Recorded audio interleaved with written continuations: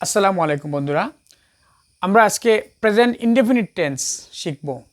Present indefinite টেন্সের আমরা যদি গঠন প্রণালী জানা থাকে তাহলে কিন্তু অতি সহজে আমরা প্রেজেন্ট ইনডেফিনিট টেন্সগুলো সলভ করতে পারবো।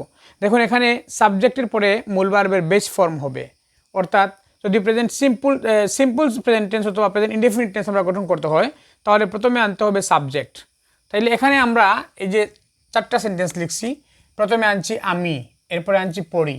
এখানে হচ্ছে সাবজেক্ট হচ্ছে আমি, আমির ইংরেজি হবে আই। এরপর কিন্তু আমরা মূল ভার্বের বেস ফর্ম আনবো, পড়া ইংরেজি হচ্ছে রিড। তাহলে আমরা লিখলাম এখানে আই রিড, আমি পড়ি। এখন এখানে দেখা যাচ্ছে যে তুমি যাও, তুমি হচ্ছে এখানে সাবজেক্ট হচ্ছে তুমি, এটার ইংরেজি হবে ইউ। এরপর যাওয়া ইংরেজি হচ্ছে গো, ইউ গো। এরপরটা দেখি আমরা এখানে লিখছি যে সে খেলে, সে হচ্ছে সাবজেক্ট। যেহেতু সাবজেক্ট থার্ড পারসন, আমরা জানি আমি হচ্ছে ফার্স্ট পারসন, তুমি সেকেন্ড পারসন, সে হচ্ছে থার্ড পারসন।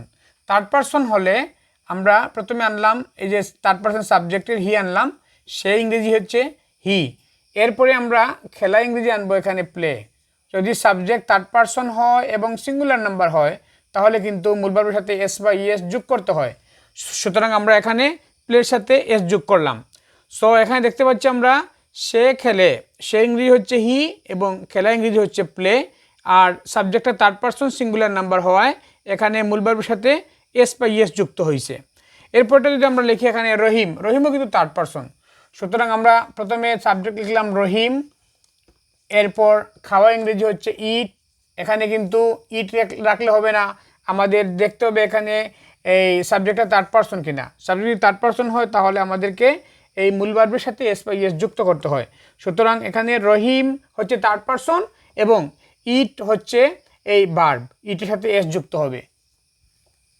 বন্ধুরা, প্রেজেন্ট ইনডেফিনিট টেন্স বা সিম্পল প্রেজেন্ট টেন্স আমরা যদি এই যে সংক্ষিপ্ত আকারে যেগুলো লেখা থাকে সিম্পল প্রেজেন্ট টেন্স, এগুলো যদি আমরা সলভ করতে হয় তাহলে আমাদেরকে প্রথমে সাবজেক্টটা চিনতে হবে, এরপর আমাদের ভোকাবুলারি যেগুলো আছে এগুলা ক্লিয়ার করতে হবে।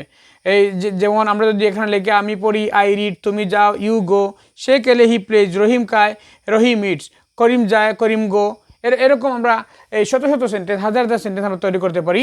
যদি আমরা প্রেজেন্ট ইনডেফিনিট টেন্সের এই ব্যবহারটা ভালো করে শিখতে চাই তাহলে আমাদেরকে এই জানতে হবে প্রথমে আসবে সাবজেক্ট, এরপরে আসবে মূল ভার্বের বেস ফর্ম। থ্যাংক ইউ বন্ধুরা, বাসায় তোমরা বেশি বেশি চর্চা করবে এবং প্রেজেন্ট ইনডেফিনিট টেন্সের ব্যবহার শিখবে। ধন্যবাদ।